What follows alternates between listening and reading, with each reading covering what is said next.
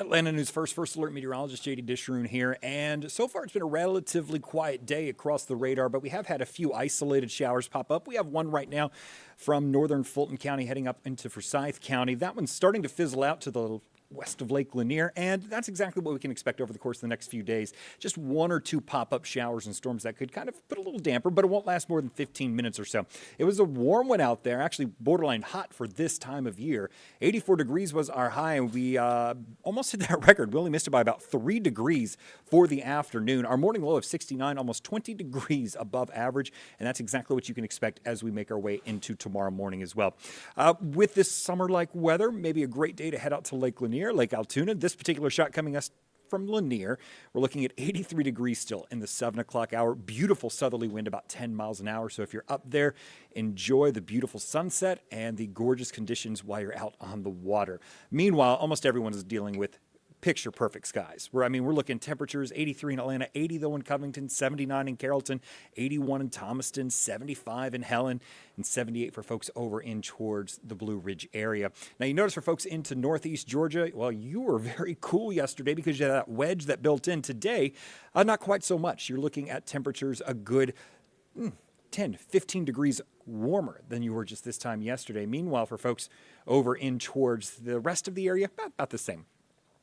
Pollen count, thankfully it's gone down a bit, still on the extreme side of things. We're talking 5,382, more than 3.5 times the threshold for that extreme. Again, though, it is some improvement from yesterday, but for allergy sufferers, it's not enough, nor will it be as we go into the next several days. Tomorrow we're looking at extreme. Saturday we're looking at extreme.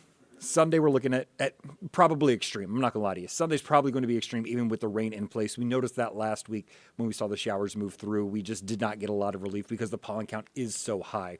Temperatures also on the higher end of things. 68 degrees for tomorrow morning would be about 20 degrees above average.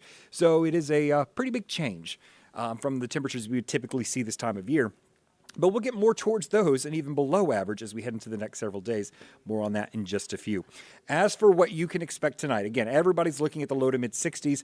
Not even a big change for folks in the higher elevations. We're looking for upper 50s to lower 60s for folks up into the Blairsville area, and warmer still tomorrow with a high of 87 degrees and mostly cloudy skies. So if you are going to be heading out to the Truist Park, you're going to be looking at some beautiful conditions. I would highly recommend, though, for folks to go ahead and just stay hydrated, wear your lightweight, light-colored clothing, and more importantly, use that sunscreen as well. So we're going to be looking for good conditions. We're dry at least. That's the important part with the Marlins in town for that home opener. Hopefully Braves can drop that losing streak they've been on. It's just been a really bad start to the season. But hopefully we can get our first W for tomorrow. Pre-game, you're going to be walking around the Battery at 87 degrees, first pitch at 86, and we don't cool off too much. 9 innings later, we're going to be looking for those temperatures right around 82 degrees. It's pretty much going to be warm for everyone tomorrow. As we mentioned, 87 in the city. Rome, Eatonton, would not be surprised if you top 90 degrees for tomorrow. LaGrange, Covington, pretty close. Thomaston's at 87, just like Atlanta, and 85 in Canton and Gainesville, 86 Athens and Griffin, 81 Ellijay and Helen. So here's your temperature flip-flop, though, as we go through the next several days. Take a look. 87 for Friday and Saturday. Obviously, it gets cooler when the rain comes in. Rain helps to kind of block a lot of that heat from making its way in. But watch what happens behind that cold front. 63 on Monday, 62 on Tuesday. It is a big change. Temperatures flipping from 20 degrees above average to about 10 to 15 degrees below average, meaning from what we see on Saturday to Monday, some folks could be dropping those daytime highs by 35 degrees. That's a jump.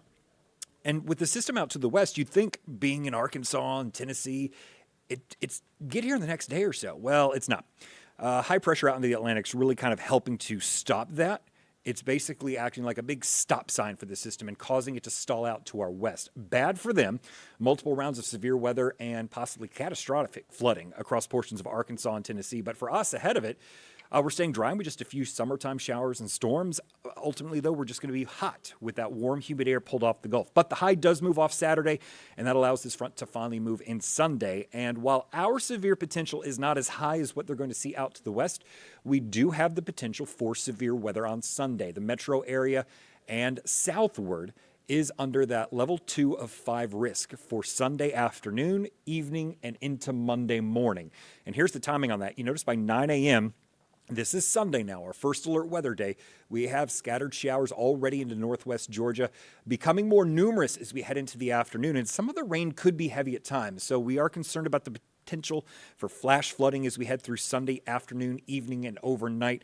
Notice a lot of yellows and oranges on the map here. And even by the time we get into Sunday evening, we're talking 9 o'clock, post-sunset, still another heavy round of rain pushing through the metro area and continuing possibly for the South Metro by 3 a.m. before it all gets out just in time for that morning commute on Monday. Now, most of us will stay dry on Monday, but notice that rain starts to creep back up into the South Metro by the time we get to about 6 o'clock. So basically from folks, Peachtree City, Griffin, southward, Eatonton, you're included, you could see some evening showers on Monday with this system starting to pull out. How much rain can you expect out of this? Well, quite a bit. You know, models are hinting that widespread amounts of 1 to 2 inches of rain are possible. I would not be surprised if some of the heavier rainfall totals from the training effect, where storms just keep going over the same spot over and over again, reach 3, possibly even 4 inches. I think those higher end those are going to be a little more isolated. I think the widespread 1 to 2 inches is going to be more likely for most folks. So as for tomorrow, we do have our Braves on Gray. So if you're not able to actually head out to the game, you can watch the game on Peachtree TV for that home opener. Again, hopefully we can get the win. Going into Saturday, more of the same, partly to mostly cloudy skies, highs in the upper 80s, and then our first alert weather day on Sunday.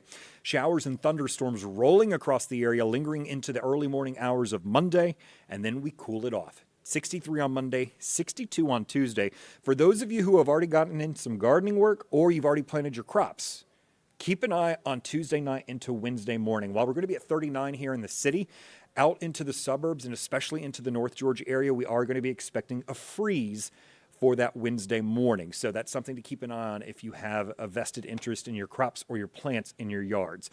Meanwhile, temperatures finally start to rise, almost back up near 70 degrees by the time we get to Thursday. So overall, it looks like it's a pretty good forecast for you. We're going to be looking at, unfortunately, that one day where we have that potential for some strong to severe storms Sunday into the evening hours. But overall, staying fairly dry, just have that temperature roller coaster from the 80s back down into the 30s as we head into the middle next week. I hope you have a wonderful evening. We're going to be back here at 10 and 11 on air, and then streaming and on air tomorrow with Ella, Rodney, and Courtney.